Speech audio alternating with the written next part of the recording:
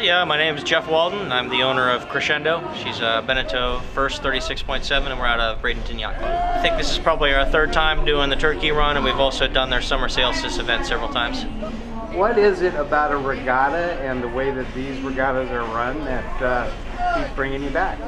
Well, we just really enjoy racing. My wife and I, we actually met racing sailboats, and we bought a racing sailboat together here when we got to Florida.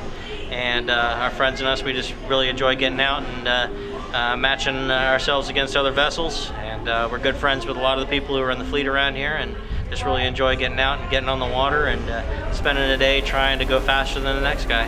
We sometimes refer to it as cerebral drag racing. You know, it's just trying to get from point A to point B faster than the next guy. But there's so many things to think about in the process and so many variables to try to work on, and it's one of those sports that's great because you can always get better.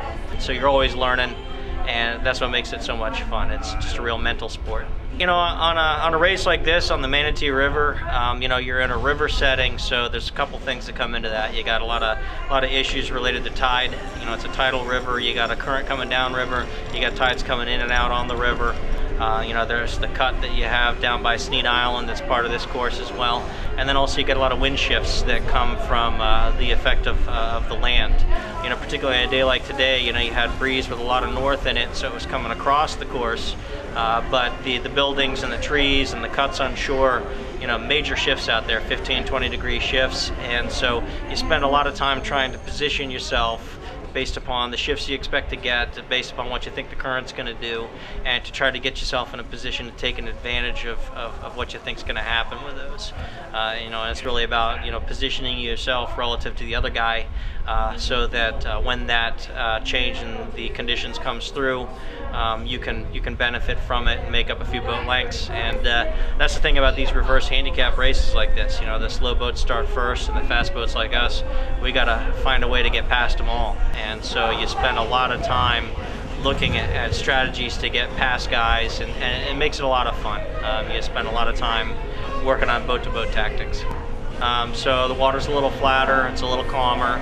You know, some of the other regattas you might do, you're out in the Gulf of Mexico. If the breeze comes on, it can get a little rough.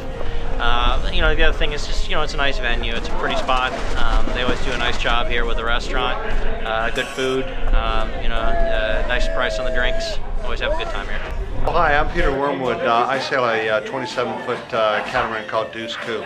I just love this river. This river is almost like New England in a way. When you sail up the river with the high land to the south and like that, it's just a beautiful river to sail on. So, you know, to me, this is just a great place to be. You should do it because there's a lot of points of sail that you get to sail on. You can sail with other boats, and you're always passing or being passed by other boats, so it's very I don't know, kind of family that way. You get to pass, you know, you get to say hi as you go by and stuff like that.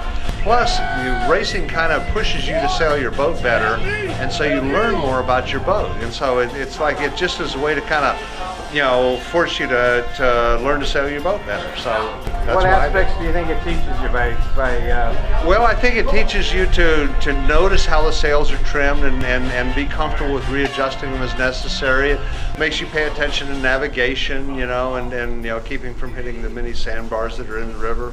So yeah, just kind of it rounds you out, and like even makes you think about, well, do you know, have enough fuel? Do I have enough safety equipment? So it's just a nice little protected place to learn to sail better. This is Old South friendly, you know, nice place to come. You know, it's like I've lived on this river for 20 years, and I've been coming to this marina all this time because it's just a nice marina here.